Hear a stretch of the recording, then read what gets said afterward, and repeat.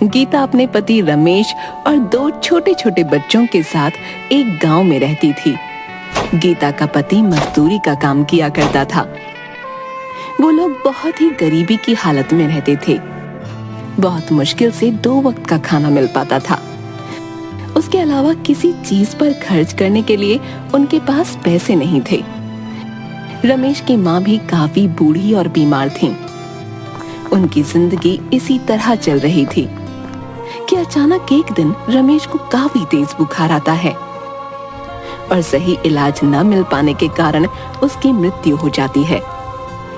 गीता के पति का एक छोटा भाई राजू भी था, जो बहुत चालाक किस्म का आदमी था। भाई की मृत्यु के बाद वो थोड़े दिन उसके परिवार और माँ की सेवा का नाटक करता है। कुछ दिनों में अपनी माँ को उल्लू बनाकर खेती बाड़ी की सारी जमीन अपने नाम लिखवा लेता है। राजू अपनी माँ से कहता है, देखो माँ, भाई की तो अब मृत्यु हो चुकी है। भाभी तो जाकर खेतों में काम करेंगी नहीं, सो मुझे ही सब देखना पड़ेगा। इन कागजों पर अंगूठा लगा दो। बाकी भाभी और बच्चों की चिंता मत करो, उनका सारा खर्च मैं उठा लूंगा। तुम लोगों को चिंता करने की जरूरत नहीं है। बूढ़ी माँ राजू की बातों में आकर अंगूठा लगा देती है, पर राजू बहुत मक्कार निकलता है। 2-4 दिनों में वो जमीन को औने पौने दाम में बेचकर गांव से फरार हो जाता है। कैसा कपूत पैदा किया मैंने, जो अपने ही घर को बर्बाद करके भाग गया। अब हम लोग क्या करेंगे? गीता पर तो दुखों का पहाड़ टूट पड़ा। वो सोचने लगती है, मैंने तो आज तक कोई काम नहीं किया, कभी घर से बाहर नहीं निकली। मैं इन 2 छोटे बच्चों को और अपनी बूढ़ी सास का कैसे ख्याल रखूंगी? भगवान ने हमारे साथ बहुत अन्याय किया। घर का एकमात्र सहारा हमसे छीन लिया। कुछ दिन बीतने के बाद खाने पीने का जो थोड़ा बहुत सामान था वो सब खत्म हो गया। अब तो ना घर में राशन था और ना ही पैसे बचे थे। गीता अपनी सास से कहती है, माँ जी, जो भी पैसे जुड़े हुए थे वो सब खत्म हो गए हैं। कुछ दिन तो कट गए, पर अब आगे का कुछ सोचना पड़ेगा। आस पड़ोस के लोग कुछ दिन तो उन लोगों की मदद करते हैं, पर धीरे धीरे सब लोग उन्हें उनके हाल पर छोड़ देते हैं। गीता अपनी बेटी से कहती है, बेटी, अब बस केवल थोड़े से दाल और चावल ही बचे हैं। आज का ही खाना बन पाएगा। कल से मुझे कुछ काम ढूंढने जाना पड़ेगा। मैं बहुत चिंतित हूँ कि तुम लोगों को अकेला छोड़कर मैं काम पर कैसे जाऊंगी। माँ जी भी तो बीमार रहती हैं, उन्हें किसके भरोसे छोड़कर जाऊं? आप चिंता बिल्कुल न करें। आप तो भगवान की इतनी पूजा करती हैं, वो जरूर आपकी मदद करेंगे। हाँ बेटी, अब भगवान ही हमारी मदद कर सकते हैं। तुम भी उनसे प्रार्थना करना। चलो अब खाना खा लो। बच्चों और सास को खाना खिला लेने के बाद केवल थोड़ा सा ही खाना उसके लिए बचा। गीता जैसे ही खाना खाने के लिए बैठी, तभी बाहर से आवाज आती है, क्या कोई घर पर है? इस भूखी बुढ़िया को भी खाना खिला दो। बूढ़ी अम्मा की आवाज सुनकर गीता तुरंत बाहर आती है और उन्हें बैठने के लिए कहती है। गीता ने अपने लिए जो थोड़े से दाल चावल रखे थे वो उस बुढ़िया को देने के लिए प्लेट में डालकर ले आती है।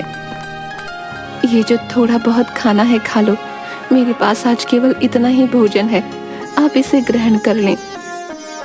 बूढ़ी अम्मा खाना खाते खाते गीता से पूछने लगती हैं, क्या हुआ बेटी, उदास क्यों है? गीता उस बूढ़ी अम्मा को सारी कहानी बताते हुए कहती है कि किस तरह अचानक उसके पति की मृत्यु के बाद घर का सारा भार उसके ऊपर आ गया और कमाई का कोई जरिया नहीं है। आज तो राशन भी खत्म हो गया है। मुझे समझ नहीं आ रहा कि अपने छोटे छोटे बच्चों और बूढ़ी सास को छोड़कर कैसे बाहर काम पर जाऊं, और यदि काम नहीं किया तो इनके लिए खाना कहां से लाऊंगी? बूढ़ी अम्मा गीता की सारी बातें सुनकर उससे कहती है, तुमने ये जो दाल चावल बनाए थे इनमें बहुत ही स्वाद था। तुम्हारे हाथ में स्वाद है। घर के बाहर ही तुम दाल चावल का ठेला क्यों नहीं लगा लेती, जिससे तुम्हें घर छोड़कर कहीं जाना भी नहीं पड़ेगा और तुम्हारी कमाई का जरिया भी बन जाएगा। मैं तुम्हें एक नमक का पैकेट देती हूँ। ये एक जादुई नमक है। तुम अपने खाने में इसी पैकेट से नमक डालना, फिर देखना उस खाने का स्वाद। तुम्हारा सारा खाना हाथों हाथ बिक जाएगा और तुम्हें कभी पैसे की कोई परेशानी नहीं होगी। ये कहते हुए बूढ़ी अम्मा गीता को एक नमक का पैकेट देती हैं। आपका बहुत बहुत शुक्रिया अम्मा, आपने तो मेरी समस्या हल कर दी। अब मैं घर पर रहकर ही सब काम कर लिया करूंगी और मुझे अपने बच्चों को छोड़कर कहीं दूर भी नहीं जाना पड़ेगा। तुम बहुत ही अच्छे दिल की औरत हो। तुम्हारे मन में लोगों के लिए दया भाव है और तुम लोगों की मदद करना चाहती हो, इसीलिए मैं तुम्हें ये जादुई नमक दे रही हूँ। ये तुम्हारी बहुत मदद करेगा। हाँ, ये याद रखना, ये पैकेट कभी भी खाली नहीं होगा। बस तुम इसे एक जगह संभाल कर रख देना और हमेशा खाने में नमक इसी में से डालना। भगवान तुम्हारा भला करेंगे। ये कहते हुए वो बूढ़ी अम्मा वहाँ से चली जाती हैं। गीता अगले ही दिन भगवान का नाम लेकर खाना बनाने का काम शुरू करती है। पहले दिन वो दाल चावल ही बनाती है और उसमें वही जादुई नमक डालती है। वो अपने आसपास के सभी घरों में कहलवा देती है कि आज से वो दाल चावल बनाकर बेचने का काम शुरू कर रही है। जिसे भी दाल चावल लेने हो वो उससे खरीद सकता है। पहले ही दिन कुछ लोग गीता से दाल चावल खरीद कर खाते हैं तो उसके दाल चावल के स्वाद से वो लोग बहुत खुश होते हैं। गीता बहन, वाह क्या बात है। ये दाल चावल तो बहुत ही स्वादिष्ट है? हम भी रोज घर में दाल चावल बनाते हैं, परंतु ऐसा स्वाद तो कभी भी नहीं आया भाई। हाँ भाई, ऐसे दाल चावल ना गुड्डू की माँ जो है 100 साल लगा कर भी नहीं बना पाएगी, बता रहा हूँ। स्वाद आ गया भाई सच में। हाँ, गीता के बनाए दाल चावल धीरे धीरे पूरे गांव में मशहूर हो जाते हैं। पूरे गांव भर में उसके दाल चावल की तारीफ होने लगती है। उस जादुई नमक के स्वाद ने अपना जादू चला दिया और गीता के बनाए दाल चावल गांव भर में मशहूर हो गए। अब गीता जितना भी खाना बनाती वो हाथों हाथ बिक जाता। गीता की अच्छी खासी कमाई होने लगी और उसके पास पैसे भी जुड़ने लगे।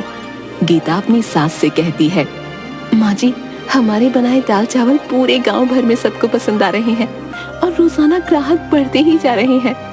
अब हमारे घर में पैसे की कोई कमी नहीं है। मैं सोच रही हूँ क्यों ना मैं अपने साथ काम करने के लिए एक नौकर को रख लूं और हम दाल चावल के साथ साथ सब्जी और रोटी भी बनाकर बेचेंगे, जिससे कि हमारी कमाई और बढ़ेगी।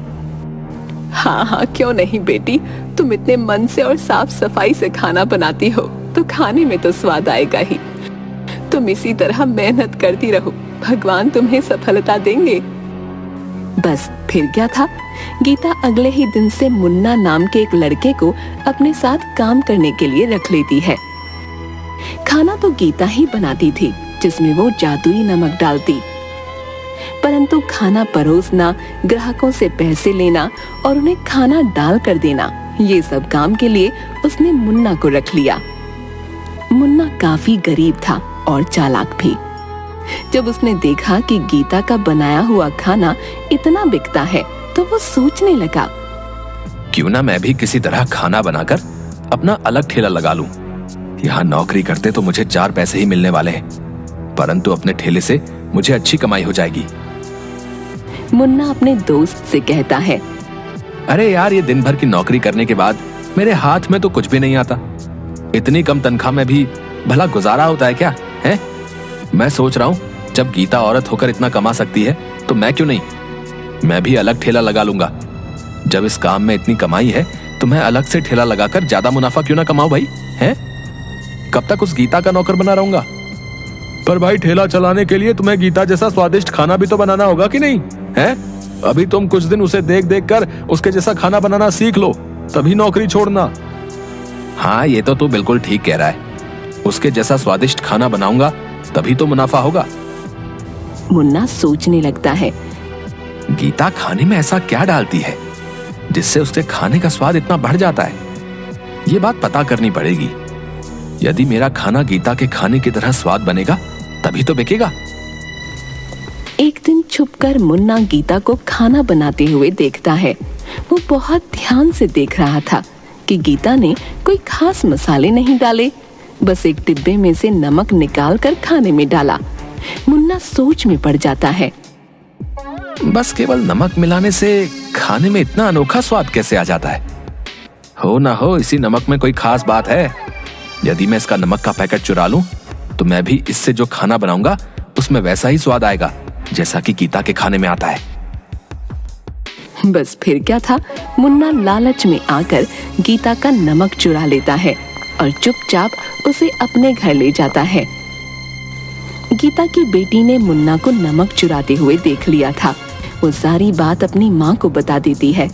गीता ये सुनकर बहुत परेशान हो जाती है कि उसका नमक चोरी हो गया। अब उस जादुई नमक के बिना वो खाना कैसे बनाएगी? वो रोते रोते भगवान के आगे प्रार्थना करने लगती है। हे भगवान, मेरी मदद करो।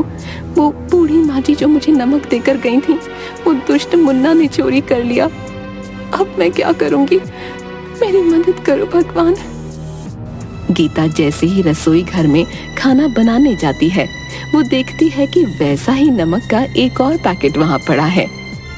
गीता ये देखकर बहुत हैरान हो जाती है कि ये नमक का पैकेट यहाँ कैसे आ गया। गीता भगवान का शुक्रिया अदा करती है कि उन्होंने उसकी मदद की। वो तुरंत जादुई नमक से खाना बनाने लग जाती है। उधर दूसरी ओर मुन्ना भी उस चुराए हुए नमक से खाना बनाकर अपने ठेले पर लगाता है और सभी लोगों से कहता है, आइए आइए और मुन्ना के ठेले पर आकर स्वादिष्ट खाना खाएं। लोग मुन्ना के ठेले पर खाना खाने आते भी हैं, पर जैसे ही वो लोग खाना मुंह में डालते हैं, उसे थूकने लगते हैं। अरे थू थू थू थू थू थू, हैं? इतना बेस्वाद और गंदा खाना है। इसमें तुमने नमक मसाले डाले हैं या जहर डाला है भाई? हैं? थू थू थू थू थू थू। हमारे सारे पैसे बर्बाद कर दिए। ये खाना तो कोई जानवर भी नहीं खाएगा। लाओ हमारे पैसे वापस करो। सभी लोग मुन्ना को भला बुरा कहने लगते हैं और अपने पैसे वापस लेकर वहां से चले जाते हैं। वो बहुत दुखी होता है कि उसने तो पैसे उधार लेकर बहुत सारा खाना बना लिया था, परंतु सारा खाना बर्बाद हो गया, जिससे उसका बहुत नुकसान हुआ। अगले दिन मुन्ना रोते हुए गीता से माफी मांगने जाता है। उसे समझ में आ गया था कि एक भली औरत के साथ बुरा करने और चोरी करने का अंजाम उसे मिल गया है। वो गीता के आगे हाथ जोड़ते हुए कहता है, गीता बहन, मुझे माफ कर दो। मैंने तुम्हारा जादुई नमक चुराकर फायदा कमाने की सोची, परंतु मैं ये भूल गया कि जादुई चीज तो उसी व्यक्ति के यहाँ काम करती है जिसे वो दी जाती है। मैंने लालच में अंधे होकर तुम्हारा जादुई नमक चुरा लिया। मुझे माफ कर दो और मुझे अपने पास दोबारा काम पर रख लो। मैंने तुम्हारे यहाँ नौकरी छोड़कर बहुत बुरा किया। मेरे छोटे छोटे बच्चे भूखे मर जाएंगे। मुझ पर दया करो। मैं आइंदा कभी भी तुम्हें शिकायत का मौका नहीं दूंगा। मुन्ना को इस तरह से रोते देख गीता का मन पसीज जाता है। गीता मुन्ना से कहती है, अरे अब तुम रोना बंद करो। मैं इतनी कठोर नहीं हूँ कि तुम्हें दोबारा काम पर ना रखूं और तुम्हारे बच्चों को भूखा मरने के लिए छोड़ दूं। तुम्हें अपनी गलती का एहसास हो गया, बस इतना ही काफी है। पर आगे से हमेशा ये बात याद रखना कि किसी दूसरे की चीज पर अपनी नीयत खराब मत करना, क्योंकि चोरी की चीज कभी तुम्हें अच्छा फल नहीं देगी, बल्कि उसके दुष्परिणाम ही तुम्हें भुगतने पड़ेंगे। मुन्ना को अपनी गलती समझ आ जाती है और उसके बाद से वो पूरी ईमानदारी के साथ गीता के यहाँ काम करने लगता है।